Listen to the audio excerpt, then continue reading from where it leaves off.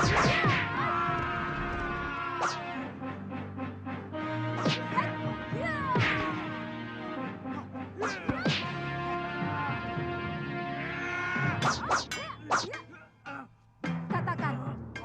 apa ada seorang pemuda yang mendarat di pulau ini?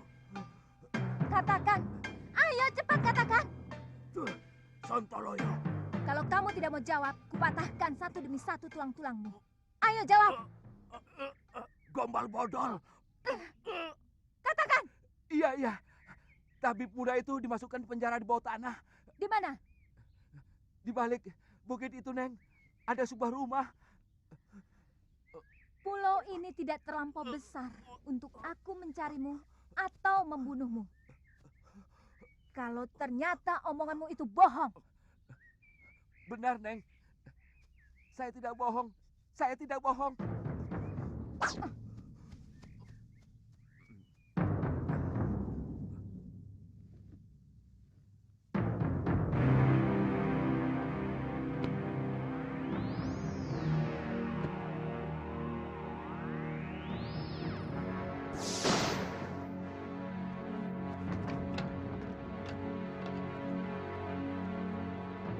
Jangan berlagak jago di sana. Biarkan kami tetap di sini.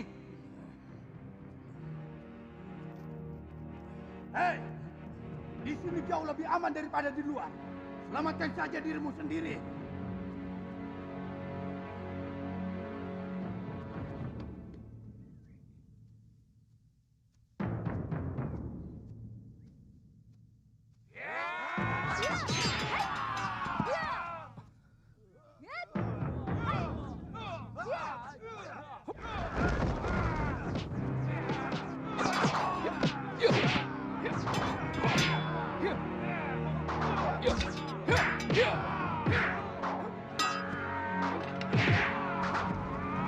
Kurang ajar. Benar-benar luar biasa anak muda itu.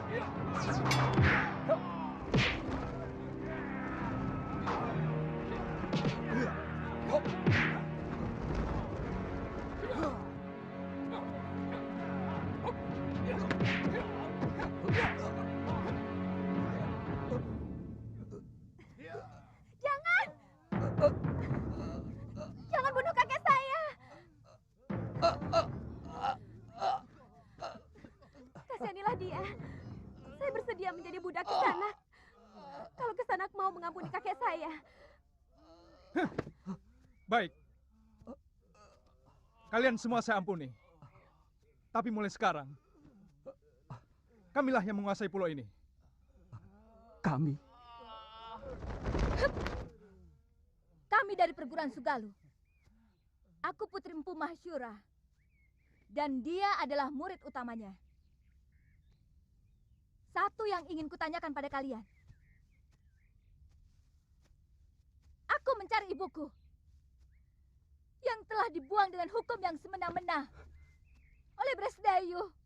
Saya memang pernah mendengar bahwa Adi Aksa Sedayu mengirimkan 3 orang hukuman.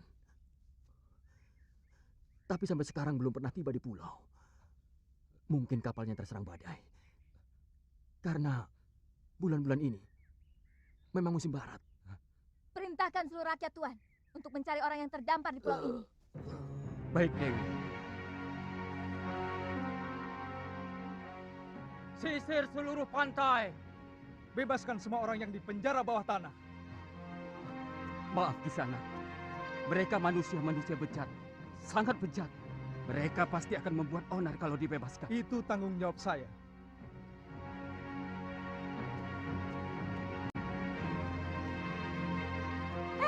Siapa kamu?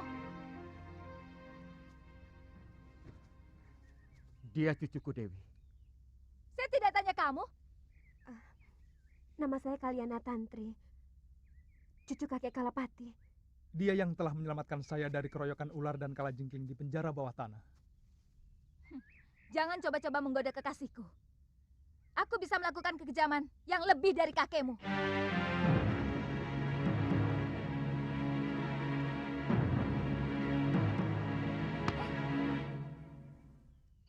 Nyai yakin kakak Empu pergi semedi? Sejak kemarin, Kidarpa. Biasanya 3 hari baru pulang. Ini upahmu. Terima kasih, Nyai. Kamu yakin Nyai Sintawati sudah dikirim ke Momongan? Sudah, Nyai. Tapi kapalnya tenggelam terkena badai.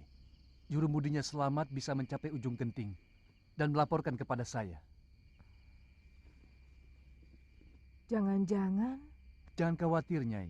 Tidak mungkin orang bisa menyelamatkan diri dari kapal tenggelam. Jurumudi itu bisa selamat karena kebetulan mengapung di atas kepingan papan kapal. ya sudah.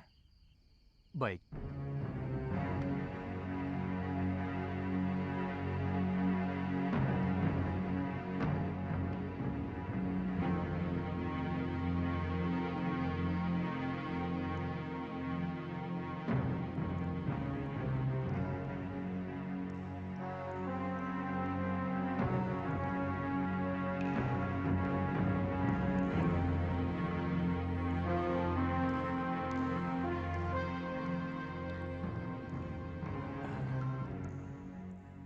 Kenapa wajah Nila Saroya dan Darpasura selalu mengganggu pikiranku?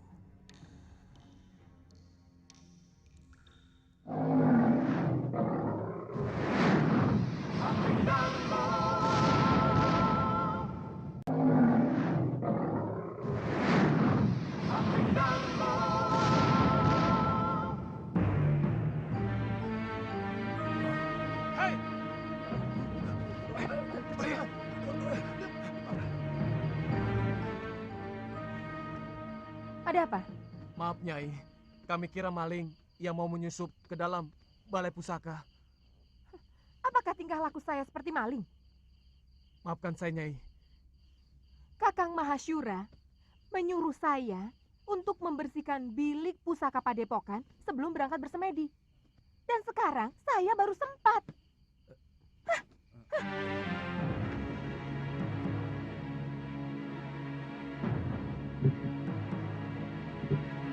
Saya heran, kenapa guru lebih mencintai Nyai Nila? Orangnya angkuh dan agak culas. Jaga mulutmu, Rade. Kalau sampai terdengar Gusti Empu, kamu bisa diusir dari Sugalu. Bukan begitu. Ini antara kita saja. Terus terang, saya lebih hormat sama Nyai Dewi Sintawati. Dia sangat bijak dan selalu memperlakukan kita seperti sanak kadangnya sendiri. Terus terang, saya sendiri agak ragu bahwa Nyai Dewi tega berbuat serong dengan keramnya. Sangat mungkin Ki Darpasura ikut bermain untuk menyingkirkan Nyai Dewi. Sebab bukan rahasia lagi antara Nyai Dewi dan Ki Darpasura saling membenci. Karena adik Gusti Empu merasa tersingkirkan oleh pengaruh Nyai Dewi selama ini. Dan si Gramya itu kan murid yang paling jujur. Mana mungkin dia tega mengkhianati guru? Pendapat Rade dan Adi Bendo memang ada benarnya. Saya pernah memergoki Ki Darpasura dan Nyai Saroya terlibat pembicaraan yang kelihatannya sangat penting. Sebelum Nyai Dewi dituduh melakukan perbuatan aib. Bukan tidak mungkin mereka bersekongkol untuk menyingkirkan Nyai Dewi. Karena kedua belah pihak sama-sama diuntungkan.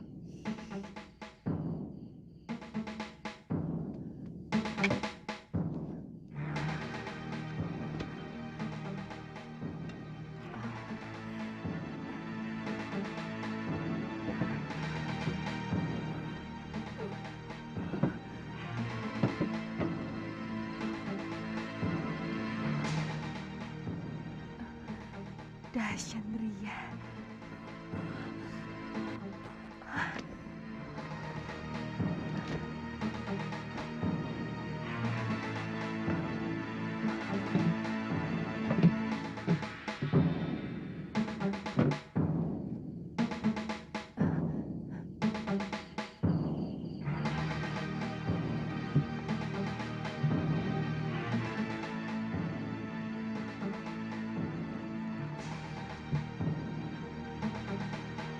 Lihat, apa yang dibawanya? Jangan-jangan dia mencuri pusaka Padepokan.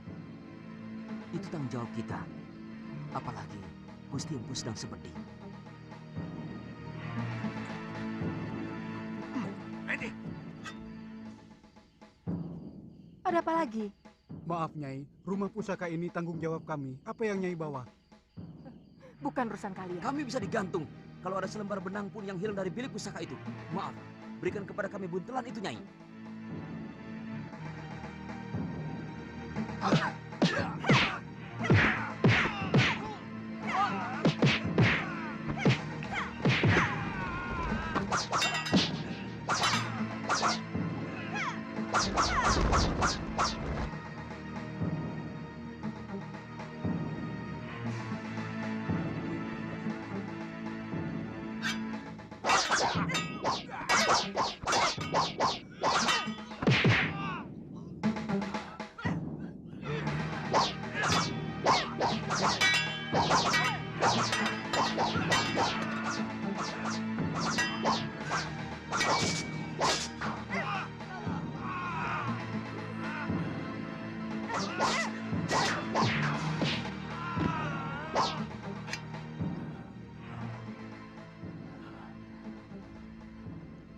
Kenapa kau lakukan itu, istriku?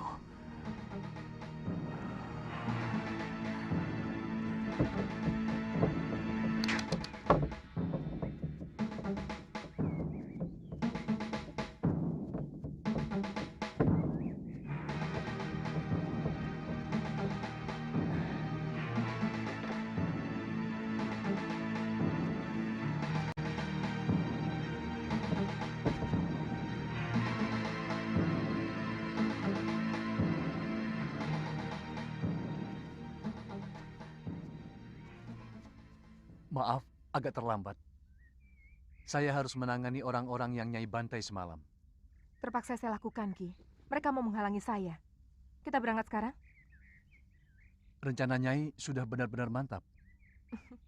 Kamu pikir saya benar-benar mencintai orang tua macam Mahasyura, meskipun dia sangat sakti? Selama ini, saya terpaksa berpura-pura mencintai dia, karena saya butuh ilmunya. Tapi Kakang Mahasyura selalu melarang saya berlatih ilmunya, dengan alasan perut saya. Bagaimana nanti dengan anak Kakang Mahasyura yang sedang Nyai kandung? Ini anakku. Aku sangat yakin anak yang aku kandung ini bukan anak Kakang Mahasyura. Karena ketika dia mengawiniku, aku sudah 2 sasi terlambat bulan. Aku akan kembali ke padepokan dekat Gunung Parang. Mari, Nyai. Aku akan menghimpun kekuatan dari perguruan Halimun Petak. Untuk itu, saya mengajak Ki Darpasyura bersama-sama menegakkan kekuatan perguruanku yang sudah hancur oleh Sudamani. Ada dendam perguruan yang masih belum tuntas. Kalau tidak salah, perguruan Halimun Petak adalah Empu Ranggasuli. Dia ayah saya. Oh. Saya yakin Nyai sudah tahu perseteruan antara ayah Nyai dengan Kakang Mahasyura. Itu kenapa saya harus minggat dari Sugalu. Siapa nanti yang akan menjadi guru di sana? Kamu sendiri, Ki. Nanti kalau anak ini sudah lahir, aku yang akan menggantikannya.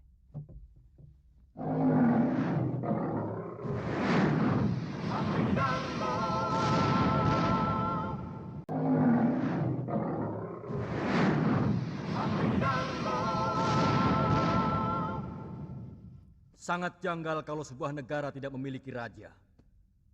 Selama Gusti Prabu Anglingdarma meninggalkan negeri Malwapati, rakyat kita seperti ayam kehilangan induk. Tidak memiliki kebanggaan sebagai rakyat Malwapati. Bahkan mereka cenderung menjadi bangsa yang rendah diri.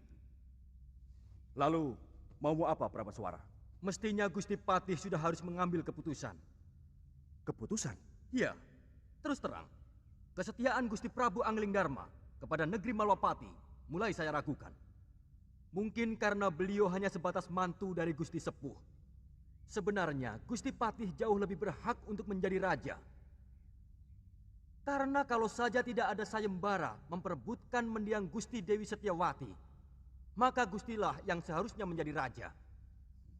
Sayembara itu yang mengadakannya adalah aku, bukan Romo Prabu. Dan pertaruhannya adalah tahtaku.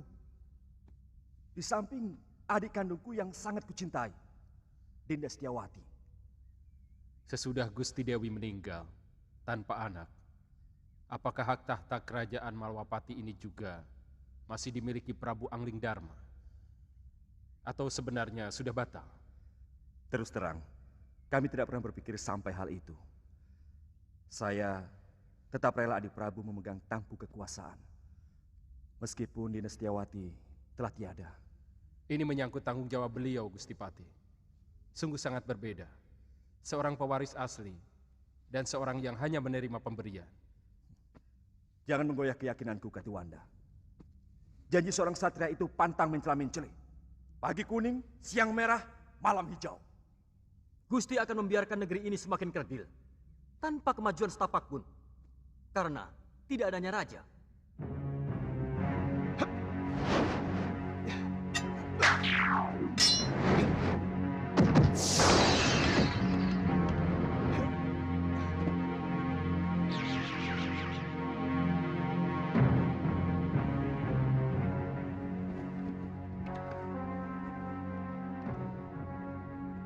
Tidak, tidak benar semua ini.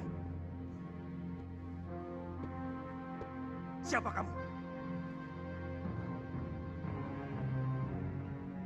Apa aku sudah banyak berubah, Kakang Madrin? Adi Prabu seorang yang sangat santun. Sedangkan caramu datang sembunyi-sembunyi seperti maling. Maafkan aku, Kakang Madrin. Sebenarnya aku ingin membuat sebuah kejutan kepada kalian. Tapi mendengar pembicaraan kalian barusan,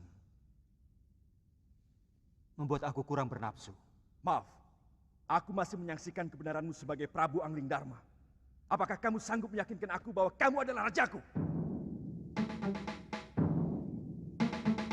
Kamu menantangku, Kakang Madrin? Aku wajib meyakini kebenaran dari raja negeriku.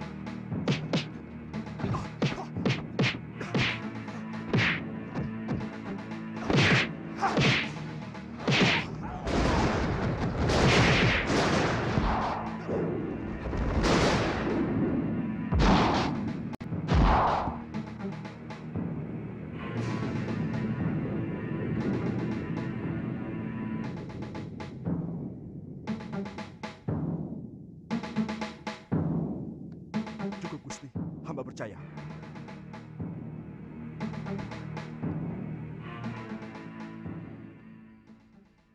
Pengembaranku ternyata tidak sia-sia, Kakang Madrin. Aku bisa melihat langsung apa yang terjadi di kalangan rakyatku. Berbagai macam bentuk kehidupan yang selama ini belum pernah saya lihat dari tembok ke daton. Sudah merupakan kebiasaan. Seorang Prabu biasanya cukup melihat kehidupan rakyatnya lewat laporan para tumenggung dan adipati. Adipati menerima laporan dari para kubu dan bekel. Bekel menerima laporan dari Jagabaya dan para kepala kampung. Itulah kenapa banyak raja yang menjadi membambung. Maksud Adi Prabu? Banyak rakyat yang menderita, tapi raja tidak mampu melihatnya. Tidak sedikit rakyat yang menjerit karena penderitaan mereka. Tapi kuping raja sama sekali tidak bisa mendengar. Karena semua laporan kehidupan yang masuk ke dalam kedaton sudah disaring dan diberi bedak. Supaya kelihatan indah, adem ayem, toto tentrem, kerto raharjo. Tidak baik seorang raja harus memikirkan hal-hal sepele seperti itu. Semua itu cukup ditangani oleh para rakyat dan tumenggung. Sebab ada yang jauh lebih penting dari urusan tetek bengek seperti itu. Adalah bagaimana supaya bisa menjaga wibawa. Pengembaranku selama ini membuka mata dan telingaku. Bahwa ternyata rakyat tidak pernah peduli. Apakah rajanya berwibawa atau tidak. Yang penting bagi mereka, apakah raja memperhatikan nasib mereka atau tidak.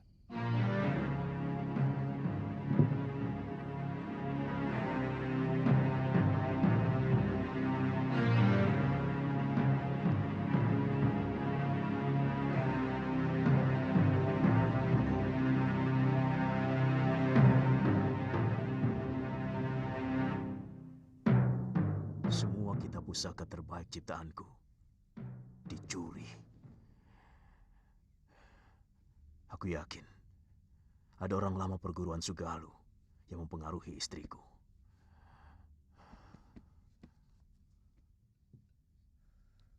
Saya tidak tahu apakah ini hanya kebetulan terjadi. Sejak Nyai Nila pergi, Kidarpasura tidak pernah kelihatan di rumahnya maupun di padepokan. Kata pekatik rumahnya, Kidarpa pergi mengendarai gerobak di hari yang sama dengan kepergian Nyai Nila. Darpasura. Apa mungkin adik kandungku tega mengkhianatiku, Subada? Saya benar-benar tidak tahu, Guru.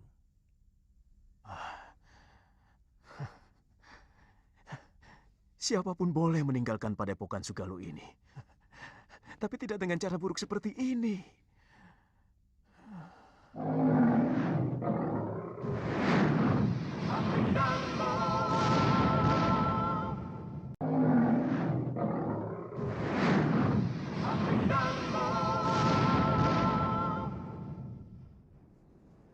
Semua orang sudah dikerahkan menyisir pantai. Bahkan, beberapa orang pun sudah sampai di Pulau Hantu. Tapi Biung belum juga diketemukan. Terus terang, saya bingung, Kakang. Kamu siap menghadapi Gusti Empu, juga para tumenggung Sedayu, kalau kembali ke padepokan Sugalu? Maksudmu, kamu lebih suka tetap tinggal di pulau ini? Karena kamu naksir sama cucu Kalapati itu, kan?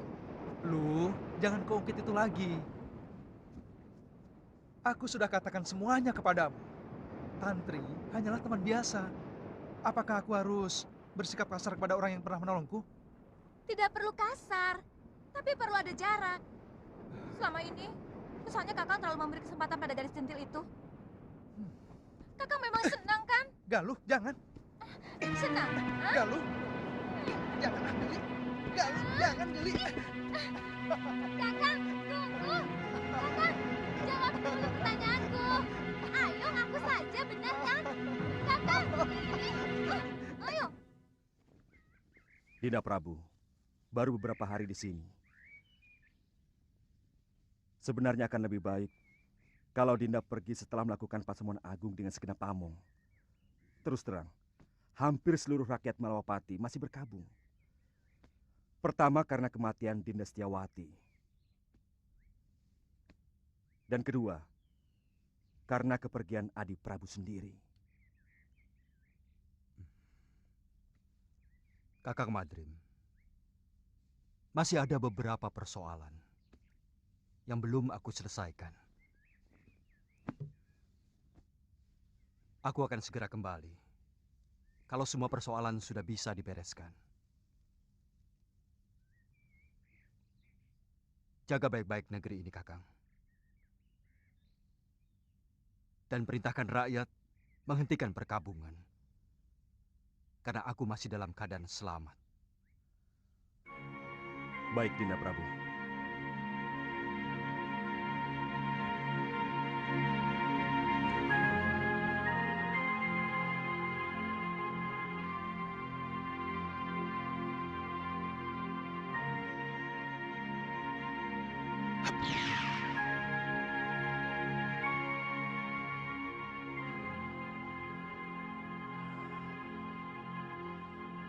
Aku ingin tahu apa yang sebenarnya Adi Prabu lakukan.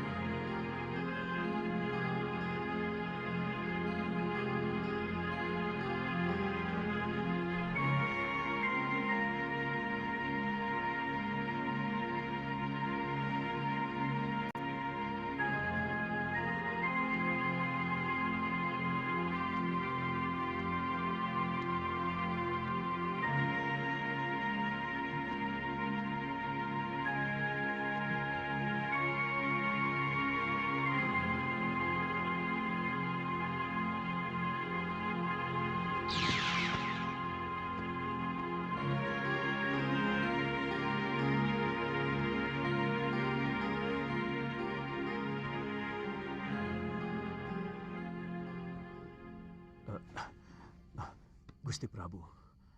Guru menangis? Ah.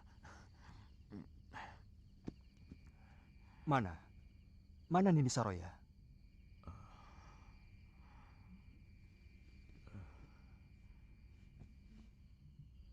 Sejak siang saya duduk di sini, merenungi nasib buruk yang sedang saya alami. Hampir dengan waktu yang bersamaan, saya kehilangan segala-galanya, Gusti. Mungkin juga harapan saya. Apalagi yang terjadi, Guru? Rupanya itu Guru Dinda Prabu.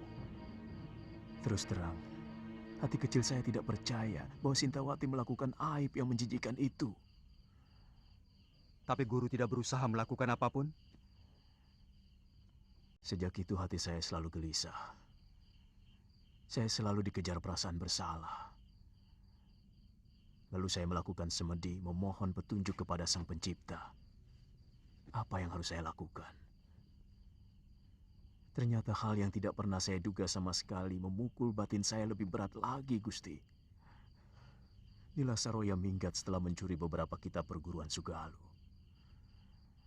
Darpasyura, adik kandung yang selama ini saya bimbing, telah berkhianat. Saya curiga dia juga yang mengatur pelarian dan pencurian. Dia minggat bersama Nila.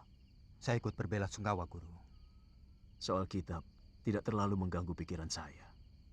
Saya masih bisa menyusunnya kembali. Tapi bayi yang dalam kandungan Nila itu adalah darah daging saya, Gusti. Bayi itu bukan anak Guru, bukan titisan Guru. Ketika Guru mengawini Nila Saroya, dia sudah 2 sasi tidak datang bulan. Dari mana Gusti Prabu tahu? Saya kebetulan melihat mereka berdua di tengah hutan. Dan mendengarkan pengakuan Nila Saroya. Bibit yang dia kandung adalah titisan Sudamani. Yang telah memperkosanya ketika semua saudara seperguruannya dikalahkan oleh pendekar durjana itu. Dia? Nila Saroya, putri Mpu Ranggasuli. Dari perguruan Halimun Peta. Ranggasuli. Dia telah tewas di tanganku. Waktu terjadi perseteruan antara Padepokan Sugalu dengan Padepokan Halimun Peta. Tapi saya yakin, apa yang dilakukan Nila Saroya bukan karena dendam kepada Guru. Tapi dendam dia kepada Sudamani. Apa maksud Prabu supaya saya tidak menghukum Saroya maupun Darpasyura? Paling tidak Nila Saroya, karena sebenarnya dia wanita yang perlu dikasihani. Guru masih bisa memperbaiki kesalahan dengan mencari kembali Galuh Parwati dan Nyai Sintawati. Saya yakin Darpasyura telah membunuh Dinda Sintawati dengan cara menenggelamkannya di laut. Saya benar-benar jadi orang kalah, Gusti Prabu.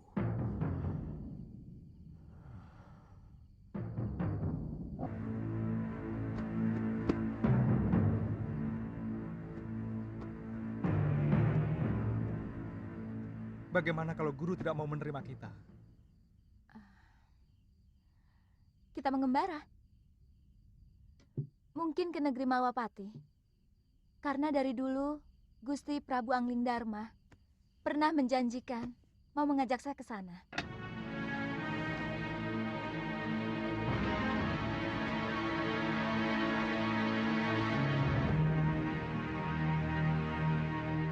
Saya sudah minta dibuatkan ketupat untuk bekal selama pelayaran kita. Dengan jung kecil, kemungkinan kita akan jauh lebih lama dari pelayaran kita ke pulau ini. Kita harus mengatakan pada Kalapati bahwa dia tetap hanya seorang wakil penguasa di pulau ini. Karena kita telah menaklukkan mereka. Kamu masih menginginkan untuk menguasai pulau menjijikkan ini, loh. Sekedar supaya dia tahu bahwa dia orang taklukan.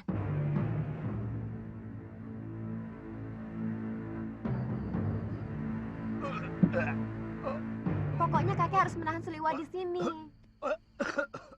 Buat apa? Kalau dia hengkang dari sini, aku malah senang. Dan pulau ini akan menjadi milikku lagi. Kek, saya mencintai Suliwa, Kek. Saya bisa mati kalau harus berpisah sama dia, Kek.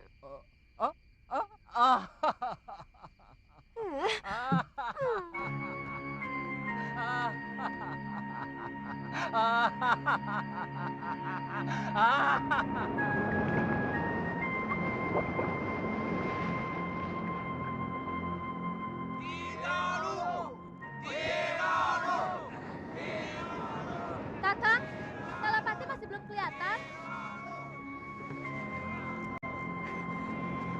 Kakang! Kakang Suliwa! Kakang! Dia lagi. Kakang Suliwa! Kakang! Ada apa? Kakek, tolong kaki.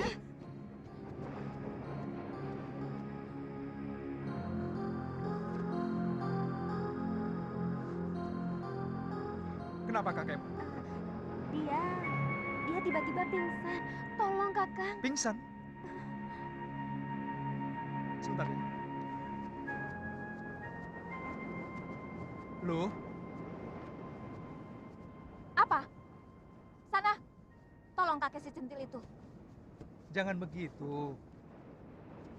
Bagaimanapun, saya tidak bisa melepaskan kewajiban saya sebagai seorang tabib. Saya kan tidak melarangmu. Lagi pula itu bukan urusanku. Sebaiknya kau ikut. Bagaimanapun, kita perlu bicara dengan Kalapati.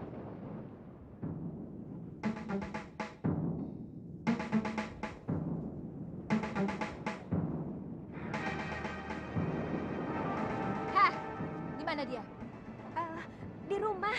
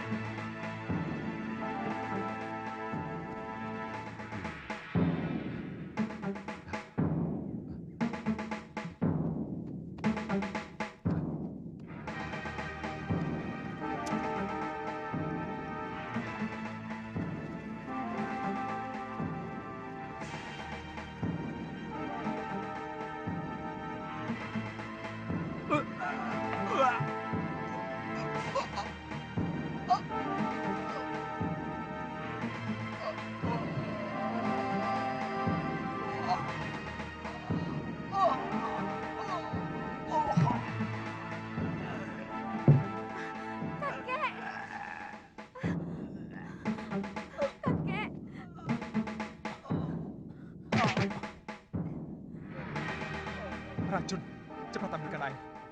Kakekmu terkena racun ikan gelembung dan bunga karang darah. Baik.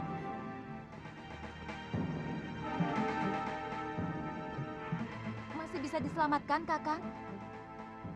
Tugas seorang tabib adalah berusaha.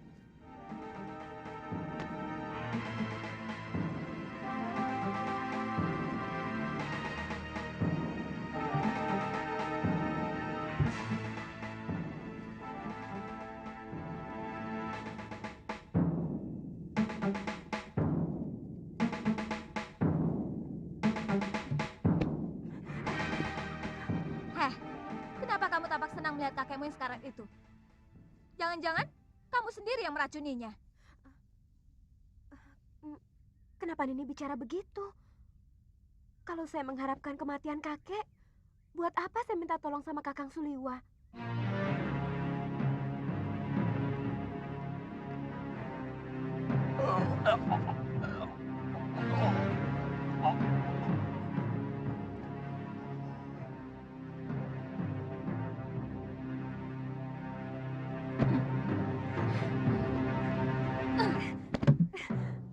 Jangan berani-berani menggoda kekasihku, Tantri. Saya juga mencintai Kakang Liwan ini. Kamu bisa kubunuh.